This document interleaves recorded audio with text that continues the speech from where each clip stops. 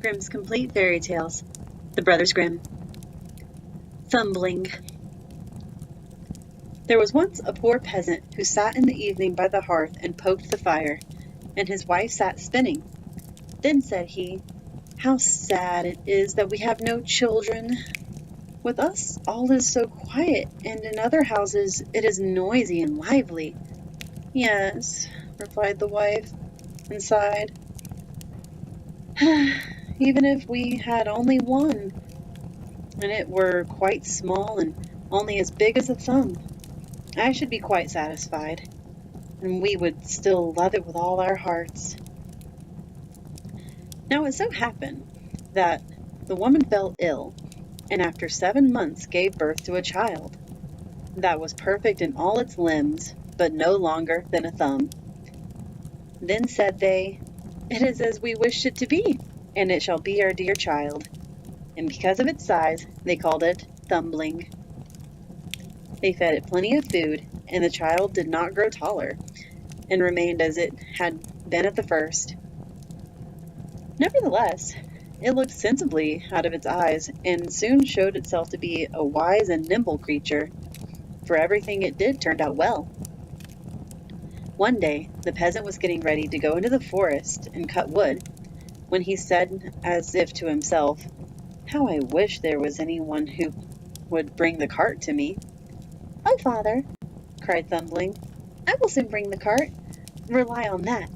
It shall be in the forest at the appointed time." The man smiled and said, "How can that be done?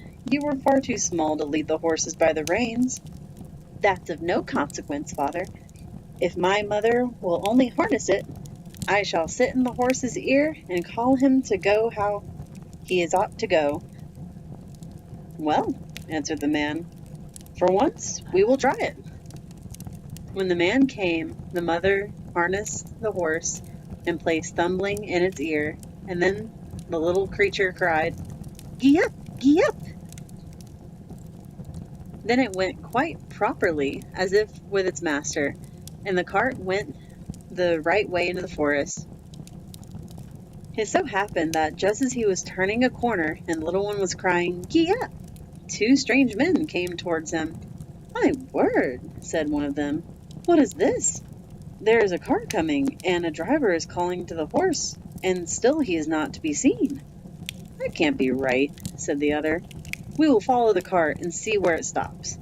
The cart, however, drove right into the forest, and exactly to the place where the wood had been cut. When Thumbling saw his father, he cried to him, "See, father, here I am with the cart. Now take me down."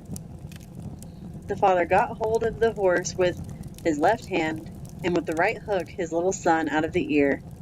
Thumbling sat down quite merrily on a straw, but when the 2 strange men saw him, they did not know what to say for astonishment.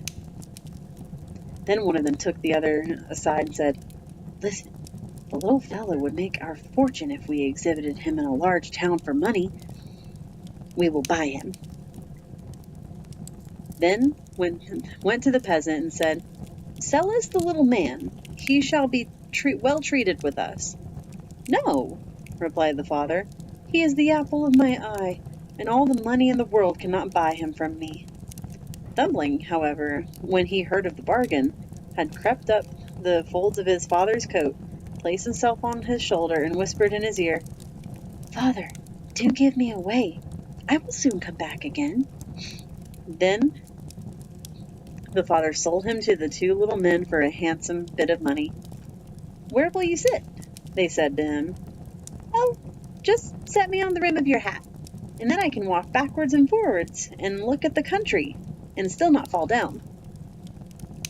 They did as he wished, and when Thumbling had taken leave of his father, they went away with him. They walked until it was dusk, and then the little fellow said, "Do take me down. I want to come down." The man took his hat off and put the little fellow on the ground by the wayside. He leapt and crept about a little between the sods, and then he suddenly slipped into a mouse hole which he had spied. "Good evening, gentlemen. Just go home without me," he cried to them, and mocked them. They ran and stuck their sticks in the mouse hole, but it was all lost labor. Thumbling crept still farther in, and as it soon became quite dark, they were forced to go home with their vexation and their empty purses. When Thumbling saw that they were gone, he crept back out of the subterranean passage. "It is too dangerous to walk on the ground in the dark," said he. "How easily a neck or a leg is broken." Fortunately, he knocked against an empty snail shell. "Thank God," said he, "in that I can pass the night in safety," and got into it. Not long after, when he was just going to sleep, he heard two men go by, and one of them was saying, "How shall we contrive to get hold of a rich pastor's silver and gold?" "I could tell you that," cried Thumbling, interrupting them. "What was that?" said one of the thieves in fright. "I heard someone speaking." They stood still, listening, and Thumbling spoke again and said, "Take me with you, and I'll help you." "But where are you?" "Just look on the ground, and observe from where my voice comes," he replied. The thieves at length found him and lifted him up. "You little imp, how will you help us?" they said. "A great deal," said he. "I will creep into the pastor's room through the iron bars, and will hand out to you whatever you want to have." "Come then," they said, "and we will see what you can do." When they got to the pastor's house, Thumbling crept into the room, but instantly cried out with all his might, "Do you have to have everything that is here?" The thieves were alarmed and said, "But do speak softly, so as to not waken anyone." Thumbling, however, behaved as if he had not understood this, and cried again, "What do you want? Do you want to have everything that is here?" The cook, who slept in the next room, heard this and sat up in bed and listened.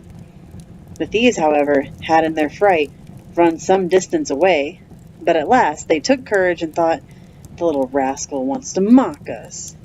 They came back and whispered to him, "Come, be serious, and reach something out to us." Then Thumbling again cried as loudly as he could, "I really will give you everything, just put your hands in." The maid, who was listening, heard this quite distinctly, and jumped out of bed and rushed to the door. The thieves took flight, and ran as if the wild huntsmen were behind them. But as the maid could not see anything, she went to light a candle. When she came back with it, Thumbling, unperceived, fled to the barn, and the maid, after she had examined every corner and found nothing, lay down in her bed again and believed that, after all, she had only been dreaming with open eyes and ears. Thumbling had climbed up among the hay and found a beautiful place to sleep in. There he intended to rest until day, and then could go home again to his parents. But he had other things to go through. Truly, there is much affliction and misery in this world. When day dawned, the maid arose from her bed to feed the cows. Her first walk was into the barn, where she laid a hold of an armful of hay, and precisely that very one in which poor Thumbling was lying asleep. He, however, was sleeping so soundly that he was aware of nothing, and did not wake until he was in the mouth of a cow, who had picked him up with the hay. "Oh, heavens!" cried he. "How have I got into the mill?" But he soon discovered where he was. Then it was necessary to be careful not to let himself go between the teeth and be dismembered. But he was nevertheless forced to slip down into the stomach with the hay. "In this little room the windows are forgotten," said he, "and no sun shines in. Neither will a candle be brought." His quarters were especially unpleasing to him, and the worst was, more and more hay was always coming in by the door, and the space grew less and less. Then at length, in his anguish, he cried as loud as he could, "Bring me no more fodder! Bring me no more fodder!" The maid was just milking the cow, and when she heard someone speaking and saw no one, and perceived that it was the same voice that she had heard in the night, She was so terrified that she slipped off her stool and spilled the milk. She ran in great haste to her master and said, "Oh, heavens, pastor, the cow has been speaking." "You are mad," replied the pastor, but he went himself to the barn to see what was there. Hardly, however, had he set his foot inside when Thumbling again cried, "Bring me no more fodder! Bring me no more fodder!" Then the pastor himself was alarmed, and thought that an evil spirit had gotten into the cow, and ordered her to be killed. She was killed, but the stomach, in which Thumbling was thrown on the rubbish pile. Thumbling had great difficulty in working his way to the surface. However, he succeeded. But just as he was going to thrust his head out, a new misfortune occurred. A hungry wolf ran over and swallowed the whole stomach in one gulp. Thumbling did not lose courage. "Perhaps," thought he, "the wolf will listen to what I have got to say." And he called to him from his stomach, "Dear wolf, I know of a magnificent feast for you." "Where is it?" said the wolf. "In such and such a house. You must creep into it through the kitchen sink, and you will find cakes and bacon and sausages, and as much of them as you can eat." And he described to him exactly his father's house. The wolf did not need to be told twice, squeezed himself in at night through the sink, and ate to his heart's content in the larder. When he had eaten his fill, he wanted to go out again, but he had become so big that he could not go out the same way. Thumbling had reckoned on this, and now began to make a violent noise in the wolf's body, and raged and screamed as loudly as he could. "Will you be quiet?" said the wolf. "You will wake up the people." "Nonsense," replied the little fellow. "You have eaten your fill, and I will make merry likewise," and began once more to scream with all his strength. At last his father and mother were roused by it. They ran into the room and looked in through the opening in the door. When they saw that a wolf was inside, they ran away, and the husband fetched his axe, and his wife the scythe. "Stay behind," said the man when they entered the room. "When I have given him a blow, if he is not killed by it, you must cut him down and hew his body into pieces." Then Thumbling heard his parents' voice and cried, "Dear father, I am here. I am in the wolf's body." Said the father full of joy, "Thank God, our dear child has found us again," and bade the woman take away her scythe, that Thumbling might not be hurt with it. After that he raised his arm and struck the wolf such a blow on the head that he fell down dead. Then they got knives and scissors and cut his body open and drew the little fellow out. "Ah," said the father, "what sorrow we have gone through for your sake." "Yes, father, I have gone about the world a great deal. Thank heaven I can breathe fresh air again." "Where have you been, then?" "Oh, father, I have been in a mouse's hole, a cow's stomach, and then in a wolf's. Now I will stay with you." "And we will not sell you again. No, not for all the riches in the world," said his parents, and they embraced and kissed their dear Thumbling.